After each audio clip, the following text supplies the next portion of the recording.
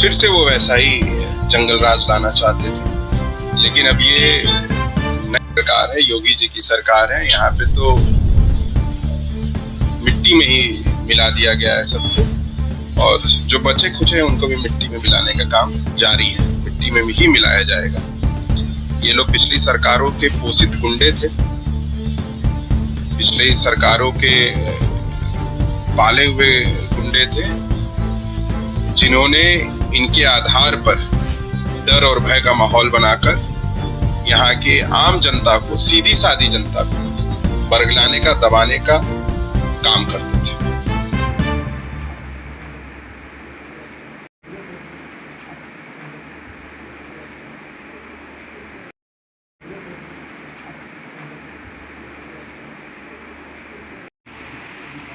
बंद कर दिया। अब इससे आप सब लोग होगा, कभी बंद किया जाएगा। हम लोग किस तरह उस जमीन को छोड़े, जब हम लोग पहले से बसे हुए हैं। मेरा मानना है कि उपचुनाव तय है। यहाँ पे जिस प्रकार का बयान रहा है, उस प्रकार से तो मुझको लगता है कि देश की सर्वोच्च न्यायालय तक उनको कहीं पे भी माफी की कोई गुंजाइश नहीं। जिस तरीके की खुलेआम मंच से धमकी दी गई, और प्रशासन को, जो इस पूरी देश की व्यवस्था को चलाते हैं, उनको धमकी दी गई है, तो इस पे कहीं कोई गुंजाइश नहीं बनती और चुनाव होना तय है। अब उनको मऊ में उन लोगों की फिर से वापसी नहीं होगी। विपक्षी आरोप लगा रहे हैं, उनका कहना है कि इस सत्ता पक्ष के लोग हर जगह अपनी टांगे अड़ा रहे हैं, अब जो चाह रहे हैं वही हो रहा है। नहीं, आप लोगों ने नहीं सुना था हिसाब किताब होगा? आप लोगों ने भी तो सुना होगा। किसके साथ हिसाब किताब होगा? हिसाब किताब करने का अधिकार किसने दिया? अखिलेश यादव जी की सरकार आती तो ये गुंडा, माफिया, बदमाश ये सब हिसाब किताब करते। इस बयान को सुनने के बाद भी अगर ये प्रश्न किसी के मन में उत्पन्न होता है, तो इस यहाँ के देश की कानून व्यवस्था और न्यायिक व्यवस्था पे ये कलंक की बात है। तो क्या ये अब्बास अंसारी पूर्व में इनके पिताजी के द्वारा, मुख्तार अंसारी के द्वारा जो मऊ में दंगे हुए थे, उस तरह के हिसाब किताब की बात कर रहे थे क्या? बिल्कुल उसी तरीके के हिसाब किताब की बात कर रहे थे। जिस प्रकार से इन लोगों ने मऊ के लोगों को मानसिक रूप से गुलाम बनाने का काम किया, लगातार भड़काने का काम किया, अलग अलग कौम के लोगों पर अत्याचार करने का काम किया, फिर से वो वैसा ही जंगल राज लाना चाहते थे। लेकिन अब ये नई सरकार है, योगी जी की सरकार है। यहाँ पे तो मिट्टी में ही मिला दिया गया है सबको, और जो बचे खुचे हैं उनको भी मिट्टी में मिलाने का काम जारी है। मिट्टी में ही मिलाया जाएगा। ये लोग पिछली सरकारों के पोषित गुंडे थे, पिछली सरकारों के पाले हुए गुंडे थे, जिन्होंने इनके आधार पर डर और भय का माहौल बनाकर यहाँ के आम जनता को, सीधी सादी जनता को बरगलाने का, दबाने का काम करते थे। बिल्कुल थे। आप जिस प्रकार से उनके स्टेटमेंट्स देख लीजिए, तमाम सारे मुकदमे उन पे दर्ज हैं। उन मुकदमों के आप अगर उनका हिस्ट्री उठा के हिस्ट्री सीट देखेंगे तो वही चीजें निकल के आएंगी।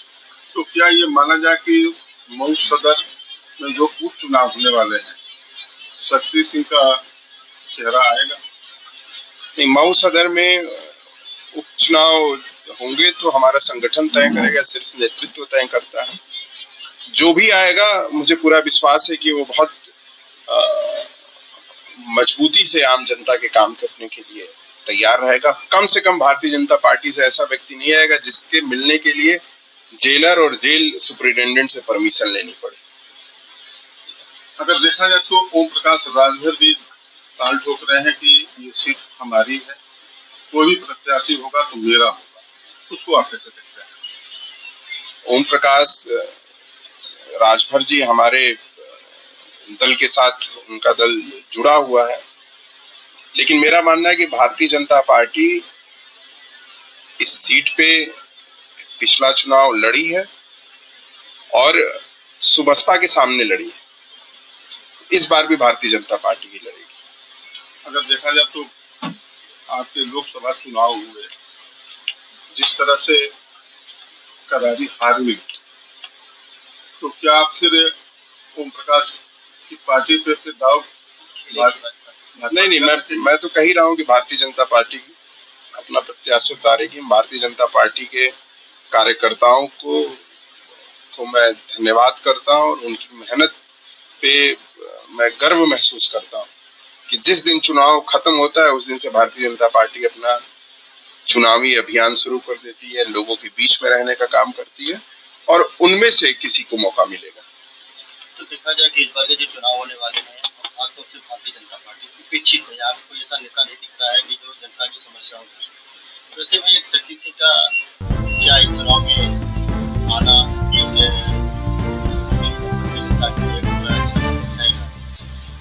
ये तो आप लोग मऊ की जनता से सवाल पूछिए। मेरा इतना मैं जरूर कर सकता हूँ कि हम लोगों को जहाँ पे भी चलना होगा, जहाँ पे भी लोगों के लिए खड़ा होना होगा, लड़ना होगा, हम लोग सदैव उन लोगों के साथ हैं। ब्रजेश सिंह का नाम आ रहा है कि मऊ से ब्रजेश सिंह भी प्रत्याशी हो सकते हैं। ब्रजेश सिंह जी अभी भाजपा में तो है नहीं और जब भाजपा में आएंगे तो वो शीर्ष नेतृत्व तय करेगा, उस पर शीर्ष नेतृत्व ही बोलेगा। अगर देखा जाए तो बार बार जनता ये सोच रही है कि इसके पहले बाहुबलियों का किला किसी तरह से सरकार ने गिराया, तो क्या फिर दूसरी बात ही बाहुबली जिस पर कब्जा करेंगे क्या? इसी लोकतंत्र में बाहुबली जनता की ताकत से बनते हैं। गरीब मजलूम को दबा के, डरा के, धमका के नहीं बनते। और मुख्तार अंसारी जैसे लोगों ने सिर्फ इन लोगों को धमका के, डरा के अपनी राजनीति की और अब जनता अपनी ताकत समझ चुकी है और जनता में बाहुबली वही है जो जनता के बीच में है, जनता के साथ है और जिसके साथ जनता है।